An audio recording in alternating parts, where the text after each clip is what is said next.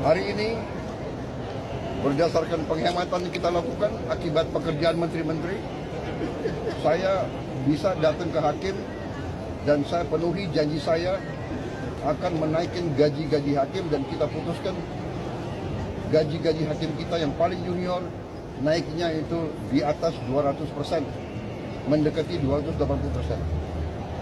Ini kita terus. Kemarin saya resmikan kampus baru Universitas Pertahanan yang menghasilkan insinyur-insinyur, dokter-dokter muda-muda, brilian-brilian untuk bangsa dan negara. Dan sebentar lagi kita akan buka sekolah-sekolah, kampus-kampus baru. Kita bekerja terus untuk rakyat. Ya, jadi saya melihat bahwa saya percaya pertumbuhan ekonomi kita akan baik. Kita akan bikin kaget banyak orang. Oke? Terima kasih.